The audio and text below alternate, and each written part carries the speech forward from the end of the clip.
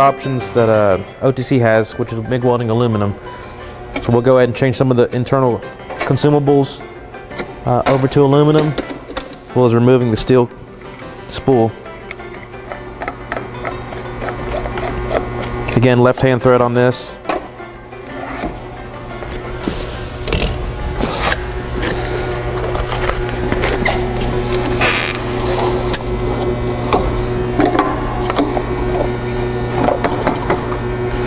Then we can start changing some of these guts out. First thing we can do is change the pressure rolls. Phillips head screw. Removes both of these.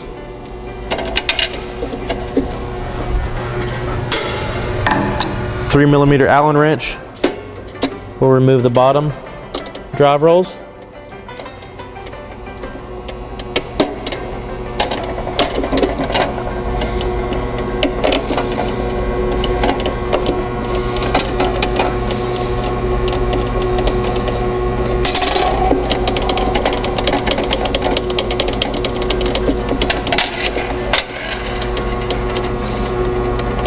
These are a slip fit. Slide right out. Next, there's a center guide, 4mm Allen wrench. And what this does, it allows you access to remove the very small Allen wrench in the middle. So we want to change one of these guides out to this aluminum guide.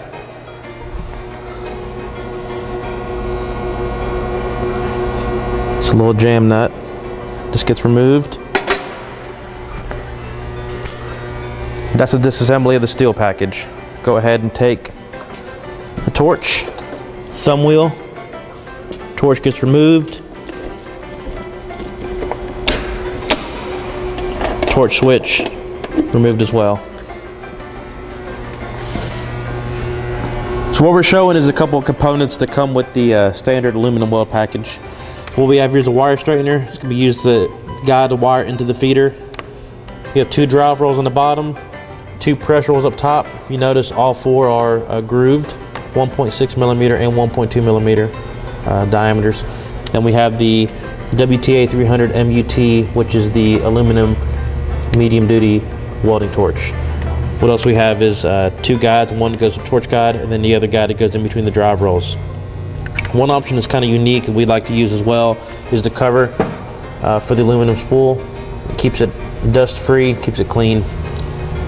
Another item to be removed is the rear guide. This will be replaced by the wire straightener we just showed you. That's going to be removed. And then there's one more little guide, which is the torch inlet. If you could take your plastic guide, pop this guy out.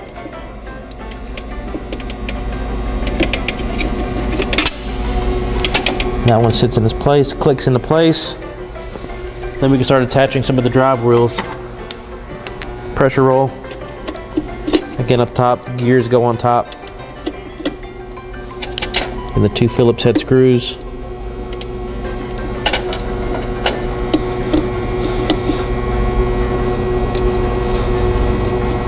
The 2 bottom drive rolls.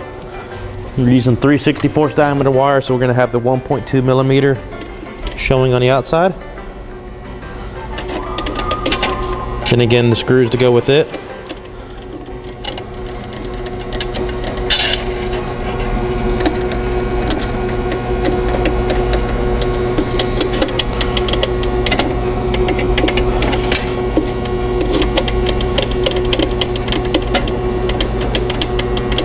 Then we have the center block with the center guide.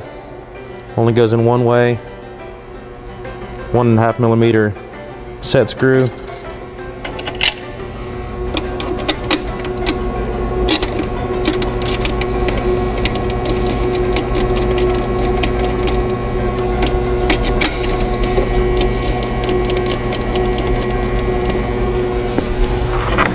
And install the wire straightener.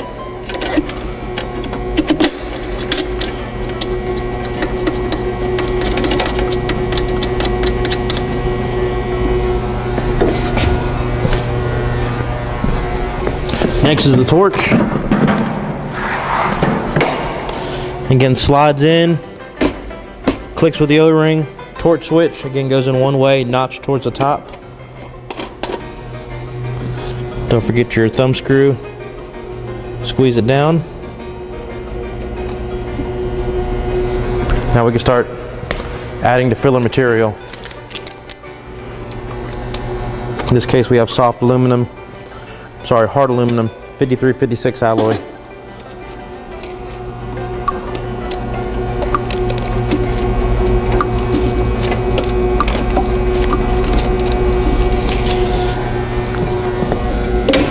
As we did previously, we can look at the guide right here. Hard aluminum setting 1.2 millimeter. We're looking at a pressure roll of 1 to 2, so we need to loosen these up.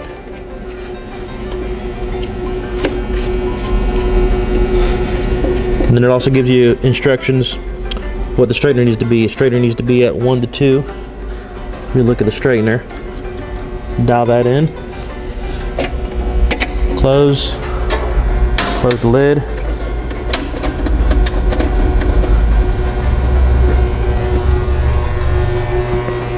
If you purchase the optional case cover, simply remove the nut, remove the spool holder. There's going to be 3 nuts on the back side.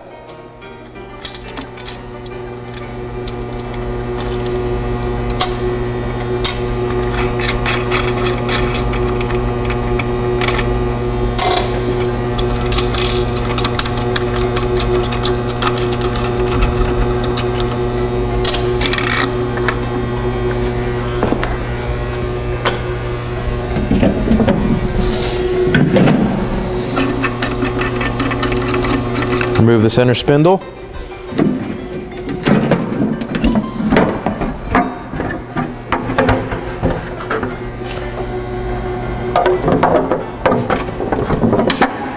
Mount the spindle.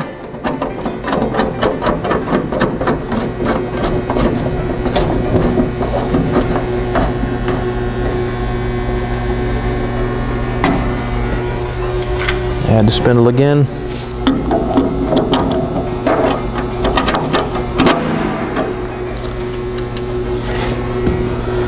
Put the nuts back on.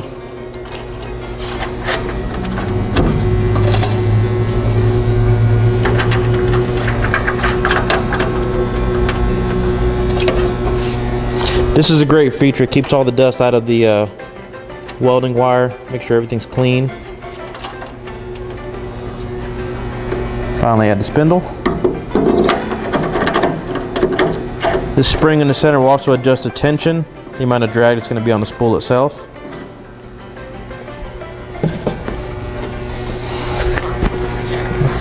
Add your material.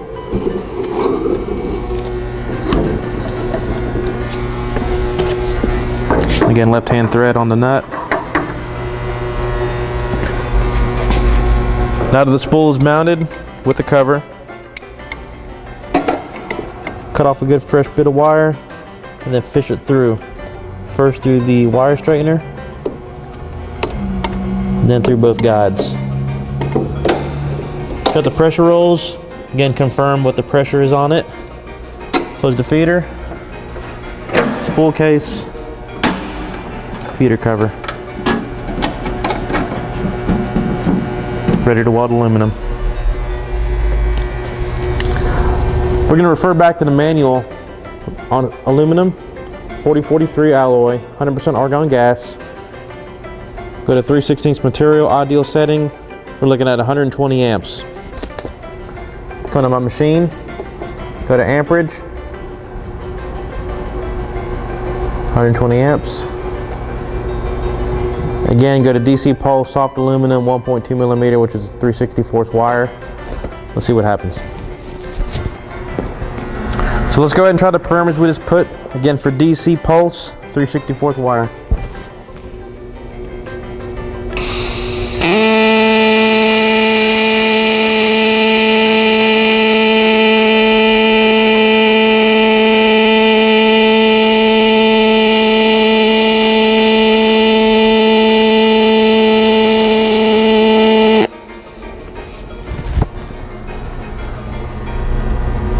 Let's go ahead and save these parameters again for aluminum.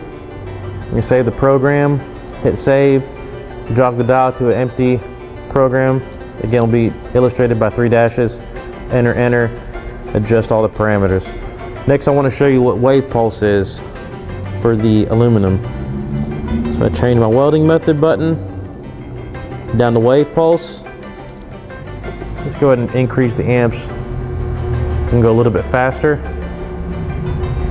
Keep the voltage the same. Now we have the wave frequency again we can tune in. We'll try it at 3 hertz. Let's see what she looks like. So let's go ahead and try the parameters we just set for the DC wave pulse on aluminum, 3/64 diameter.